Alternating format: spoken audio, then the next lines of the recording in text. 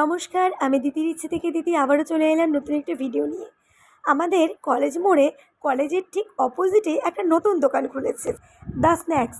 তো এখানে তোমরা ওই পরোটা আর কি, যেটা হয় সকালবেলা ডালপুরি থেকে শুরু করে রাত্রেবেলা রোল, ফ্রেঞ্চ ফ্রাই, তারপরে বিরিয়ানি, আরও কিছু আছে, এগুলো সব পেয়ে যাবে। তো হঠাৎ করেই মনে হলো আমি বাবান তিনজন চলে গেছি ওখানে। ওখানে গিয়ে আমি ঝট করে একটা চিকেন রোল অর্ডার করে দিয়েছি। আর রোলটা খেতে অপরূপ সুন্দর ছিল।